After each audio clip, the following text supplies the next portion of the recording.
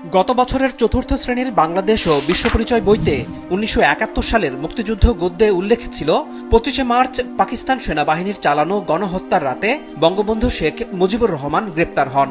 তবে এর আগে তিনি ২৬শে মার্চ প্রথম প্রহরে ওয়্যারলেস বার্তায় বাংলাদেশের স্বাধীনতার ঘোষণা দেন, যার ভিত্তিতে শুরু হয় স্বাধীনতার সংগ্রাম। তবে ২০২৫ শিক্ষাবর্ষের বইতে বঙ্গবন্ধুর ওয়্যারলেস বার্তার কথা বাদ দেওয়া হয়েছে। পরিবর্তে লেখা হয়েছে ২৬শে মার্চ মেজর জিয়াউর রহমান চট্টগ্রামের কালুরঘাট বেতার কেন্দ্র থেকে স্বাধীনতার ঘোষণা দেন। পরদিন ২৭ মার্চ তিনি বঙ্গবন্ধুর পক্ষে আবারও স্বাধীনতার ঘোষণা দেন। বইতে মেজর জিয়ার স্বাধীনতার ঘোষণা দেওয়ার একটি ছবি সংযোজন করা হয়েছে। মুক্তিযুদ্ধের পর সেটা রাজনৈতিক পরিমণ্ডল থেকেই বক্তব্যটা এসে যে তিনি গ্রেপ্তার হওয়ার আগে ইপিআর এর ওয়্যারলেসের মাধ্যমে একটা স্বাধীনতার ঘোষণা তিনি চট্টগ্রামে পাঠিয়েছিলেন।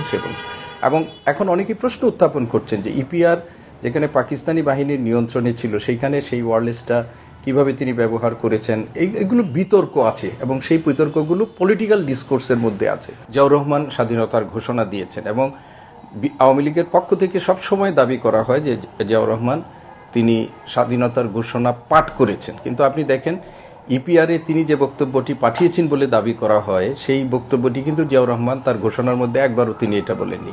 তিনি তার মতো করে বক্তব্য দিয়েছেন, নিজেকে তখন প্রথম প্রভিন্সিয়াল প্রেসিডেন্ট হিসাবে তিনি ঘোষণা করেছেন। পরবর্তীতে তিনি শেখ মুজিবুর রহমানের নামে তিনি বলেছেন।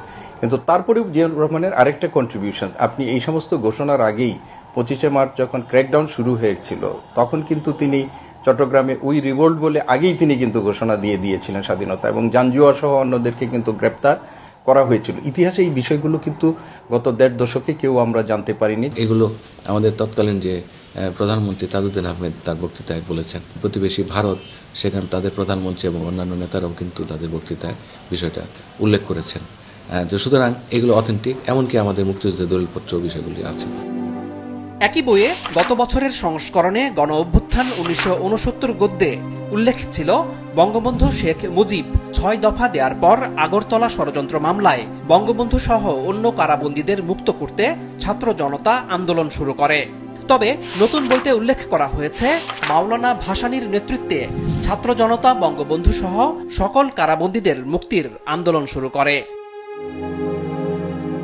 গত বছরের পঞ্চম শ্রেণীর বাংলাদেশ ও বিশ্বপরিচয় বইয়ের সূচিপত্রে বঙ্গবন্ধু শেখ মুজিবুর রহমানের একটি ছবি ছিল। নতুন বইতে তা বাদ দিয়ে যুক্ত করা হয়েছে নবাব সিরাজউদ্দৌলার ছবি।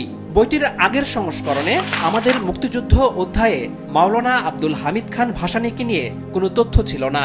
নতুন বইতে মজলুম এই জননেতার ছবি ছাপানোর পাশাপাশি উল্লেখ করা হয়েছে তিনি ১৯৭১ সালের ১০ এপ্রিল গঠিত মুজিবনগর সরকারের উপদেষ্টা ছিলেন।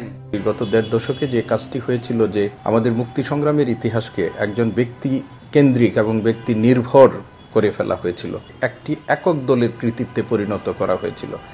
কিন্তু আমাদের এই মুক্তি সংগ্রামের যে দীর্ঘ লড়াই এর ইতিহাস, সেখানে মৌলানা আব্দুল হামিদ খান ভাসানী, তারপরে শেরেবাংলা একে ফজলুল হক, হোসেন শহীদ সোহরাওয়ার্দী, তারপরে জাতীয় ৪ নেতা তাজউদ্দিন আহমেদ সহ শহীদ রাষ্ট্রপতি জিয়াউর রহমান, তাদেরকে ইতিহাস থেকে এক ধরনের একেবারে মুছে ফেলাই হয়েছিল। জিয়াউর রহমানকে ইতিহাসে যেটুকু স্থান দেওয়া হয়েছিল সেটি কোনো ইতিবাচক হিসাবে না, তাকে একজন খল চরিত্র হিসাবে উপস্থাপনের একটা অপপ্রয়াস চালানো হয়েছিল। তো এই জিনিসগুলো এইবার পরিমার্জনের সময় দেখা হয়েছে। এবছরের পঞ্চম শ্রেণীর আমার বাংলা বইতে আমরা তোমাদের ভুলব না গদ্যে শহীদ তিতুমির, প্রীতিলতা, ডক্টর মোহাম্মদ শামসুজ্জোহা, নূর হোসেন সহ অন্যান্যদের পাশে স্থান পেয়েছে শহীদ আবু সাঈদ এবং শহীদ মীর মাহফুজুর রহমান মুগ্ধ, যেখানে বলা হয়েছে বৈষম্যের কথা বলতে গিয়ে শিক্ষার্থীরা ২০২৪ সালে আবার রাস্তায় নামে। সরকারি বাহিনী নির্মমভাবে সেই আন্দোলন দমন করতে চায়। পুলিশের অত্যাচারের বিরুদ্ধে রংপুরের ছাত্রনেতা আবু সাঈদ ২ হাত প্রসারিত করে দাঁড়ালে পুলিশ কাছ থেকে তাকে গুলি করে হত্যা করে। গণ অভ্যুত্থানে ঢাকার উত্তরায় শিক্ষার্থী মীর মুগ্ধ, নাফিজ, নাহিয়ান, আনাস সহ নিহত হয় অগণিত প্রাণ। সারা দেশে হত্যা করা হয় হাজারো মানুষকে। এই বই থেকে সেলিনা হোসেনের অপেক্ষা নামে একটি গল্প, শামসুর রহমানের রৌদ্র লেখে জয় কবিতা সহ ৭টি গদ্য পদ্য বাদ দিয়ে নতুন ৬টি কন্টেন্ট যুক্ত করা হয়েছে। আমাদের শিক্ষার্থীরা যে অভূতপূর্ব গণ আন্দোলন এবং একটা স্বৈরাচারকে এমনভাবে তারা ধরাশায়ী করতে পেরেছে, এই জন্য তারা তার ইতিহাসের অংশ। আমরা পঞ্চম শ্রেণী থেকে নবম দশম শ্রেণী পর্যন্ত 8টা কন্টেন্ট বাংলা ইংরেজিতে আমরা দিয়েছি। এছাড়া আমাদের বইয়ের প্রচ্ছদের শেষ কভার, ব্যাক কভারে আমরা কিছু গ্রাফিতি দিয়েছি। চতুর্থ শ্রেণীর বাংলা বই থেকে বাদ গিয়েছে শেখ মুজিবুর রহমানকে নিয়ে মমতাজ উদ্দিন আহমেদের লেখা বাংলার খোকা এবং নির্মলানন্দ গুণের কবিতা মুজিব মানে মুক্তি। যোগ হয়েছে শিল্পাচার্য জয়নুল আবিদিনের উপর লেখা টুনুর কথা ও রজনীকান্ত সেনের কবিতা স্বাধীনতার সুখ।